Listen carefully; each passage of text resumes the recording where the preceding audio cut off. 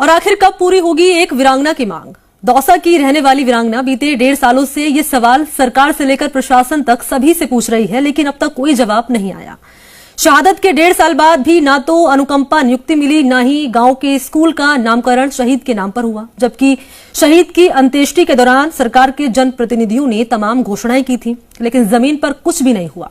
सरकारी मदद के लिए वीरांगना दर दर भटकने के लिए मजबूर है।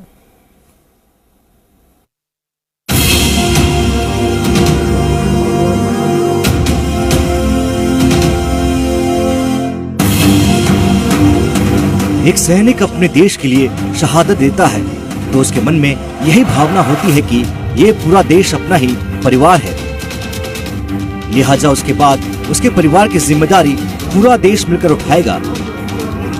लेकिन वाकई में ऐसा हो रहा है? दौसा की वीरांगना ममता मीणा के साथ तो ऐसा बिल्कुल भी नहीं हो रहा है, क्योंकि अपने पति की शहादत के बाद ममता लगातार दफ्तरों के चक्कर लगा रही है, लेकिन कोई सुनने वाला नहीं है। 1.5 साल बीत चुके हैं शहादत को, लेकिन ममता को आज भी उन तमाम वादों को पूरा होने का इंतजार है जो सरकार की तरफ से किए गए थे, क्योंकि दिव्यांग ममता को ना तो अनुकंपा की नौकरी मिल पाई है, न ही शहीद पति के नाम पर गांव के स्कूल का नामकरण ही हो पाया है। जाहिर है सरकार और जनप्रतिनिधियों की ऐसी बेरुखी ने वीरांगना को गम और गुस्से से भर दिया है। जो मेरे पति शहीद हुए थे, उनकी अंत्येष्टि में जो राज्य सरकार के अधिकारी आए थे, वो उन्होंने जो घोषणा करके गए थे वो आज तक पूरी नहीं हुई।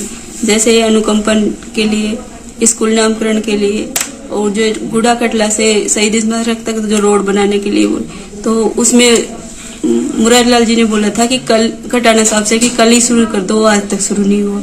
अनुकंपा नौकरी मिलने से मैं इनको पढ़ा सकती हूँ, अच्छी शिक्षा दे सकती हूँ।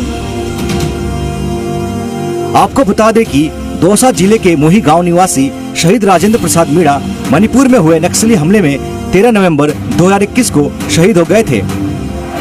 वे अपने पीछे दिव्यांग पत्नी और 2 छोटे बच्चों को छोड़ गए। वीरांगना ममता आज भी याद करती है कि जिस दिन शहीद की पार्थिव देह गांव पहुंची थी तो हजारों की तादाद में लोग शहीद की अंतिम यात्रा में शामिल हुए थे। वहीं सरकार के मंत्रियों ने भी पहुंचकर शहीद परिवार को ढांढस बंधाया था। सरकार उनके साथ खड़ी है, लेकिन शहीद की शहादत को 1.5 साल बीतने के बाद भी वादे अधूरे हैं। शहीद की दिव्यांग पत्नी को ना तो अनुकंपा की नियुक्ति मिली और न ही गांव के स्कूल का नामकरण शहीद के नाम से किया गया, जिसके चलते वीरांगना और ग्रामीणों में सरकार के खिलाफ गहरी नाराजगी है, क्योंकि मौके पर पहुंचे सरकार के मंत्रियों ने उन्हें भरोसा दिया था कि जल्द से जल्द सरकार की तरफ से मिलने वाली सारी सहायता उन्हें मुहैया करवा दी जाएगी, लेकिन अब तक सरकार उस काम को नहीं कर पाई है। आज तक वो फौजी भाई मरा है ना, उसकी राजेंद्र मीणा, उसकी घरवाली को आज तक कोई सहायता, कोई भी अनुकंपा कुछ भी नहीं मिला। नए स्कूल का नामकरण किया गया उस नाम से। राज्य सरकार के द्वारा न तो उस विद्यालय का नामकरण उसके नाम पर किया गया, न शहीद की जो वीरांगना पत्नी है, जो विकलांग है, उसको ना ही सरकारी अनुकंपा नियुक्ति दी गई। और सरकार निश्चित रूप से शहीदों के और फौजियों के सम्मान के लिए जो अपनी जान माल को, अपने परिवार को छोड़ करके जो देश की सेवा में लगे हुए हैं, ऐसे लोगों को न्याय दिलाने में बिल्कुल असमर्थ है। वीरांगना ममता का दर्द सरकार को कब दिखेगा, ये सवाल है जो अपने पीछे और भी कई सवाल छोड़ जाता है कि देश के जाबाज सैनिक देश की रक्षा के लिए हंसते हंसते अपने प्राणों की आहुति देते हैं, तो उनके पीछे उनके परिवार की जिम्मेदारी कौन लेगा?